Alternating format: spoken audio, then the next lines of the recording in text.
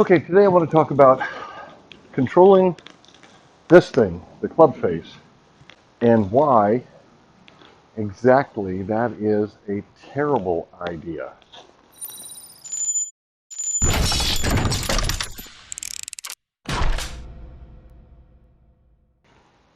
So we want to talk about controlling this baby, the club face. And most people that I see playing golf are way too concerned with that club face.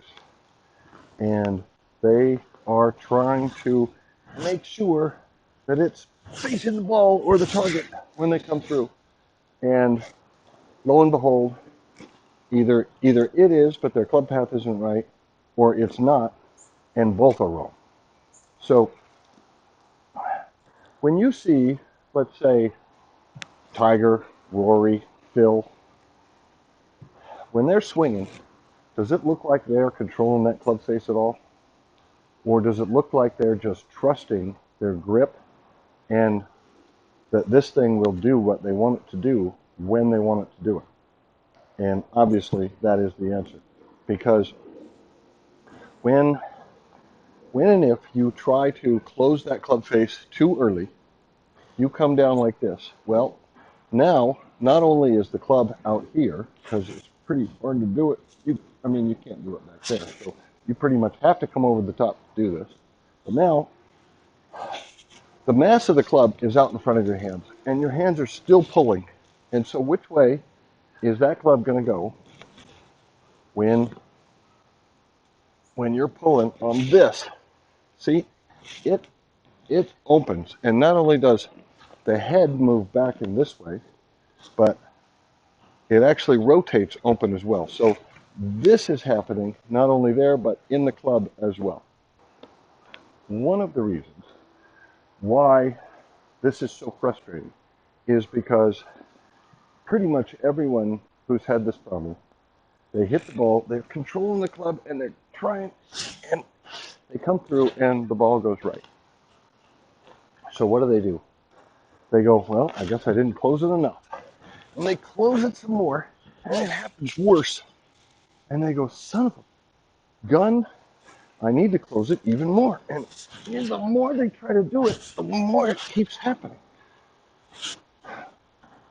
But they never ask themselves, the more I try to prevent it, the more it happens. What if, just what if, I tried to make it happen worse?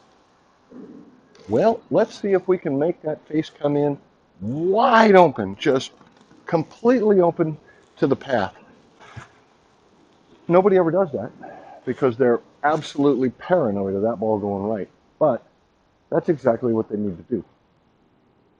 Is that club head has to be coming toward the ball, open, wide open, somewhat open. It really doesn't matter. It depends on how your grip is. When you grip the club at address, you should be with a neutral position. How your hands rest normally. If your hands sit like this, well, you might have a very weak grip. If your hands rest like this, you would be strong grip. Most of us are about 45 degrees. So that puts your hands just about like that. At least your left hand. That's the one that's really controlling the rotation of the club. This one is adding power. Um, but in order for the club to move through the ball properly and close as it's going through, it can't be closed before it gets there because then it can't close. So it must be open so that it can close. And that's what a lot of you are paranoid about that club. You see that club head coming toward the ball, it's facing that way. Well, unless you are Gumby or some sort of, I don't know, mutant, you literally would have to do something insane to get that club to the ball open because the club comes out and your arms, mine don't bend much more than that. So what happens? It has to start rotating. And that little rotation, 45 degrees from there to there, brings that face square through impact for a split second. It happens so fast, you can't control it. You just have to let it happen on its own. And the club closes, well, it feels like it closes, so let me show you. So if that came in open, I don't know if you can see that in this light, closed there or squared up there, and then you would think that that would be closed, right? Well, I haven't changed, and that is maybe closed 2 or 3 degrees. So from my grip, that is barely closed at all. What happened is instead of, my body didn't stay here and the club closed, my body turned with it.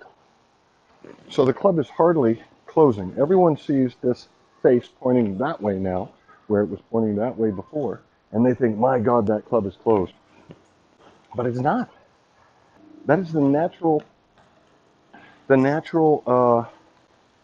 sequence of the rotation of the club. It's rather slow and it's long.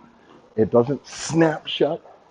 It's just a smooth shutting right through the ball. And if you try to time it, if you try to control it, the only thing that you can be sure of that is it won't be square when you want it to be. But if you don't try to control it, if you just simply let it happen and trust that it will happen, it will happen. And it's almost like Star Wars, you know? Use the Force, Luke. Trust that it will happen. I know it's silly, but that's what it's like. You just have to believe that it will happen, and it will. The engineering of the golf club and the limits of the human body have come together in a almost magical union that makes this stupid thing do exactly what it should, when it should work, and send that ball on its way far and straight. Now, a lot of you who have trouble with getting that ball to go is because you're trying to make it go. And, you know, it's this type of motion instead of just, you know, I mean, when you're swinging 85 to 90% and you're hitting it well, the ball goes just as far as if you were swinging 110%. But you're far more likely to hit the fairway with an 80 to 90% swing. Um, and if you get used to doing that, those are the golfers that look the coolest. Those are the ones with the effortless power swings, you know, just, and there they go. Okay, so that does it for this video. Thank you for watching. Please hit like, subscribe, or subscribe, like, whatever. That really helps out my videos. Thank you very much.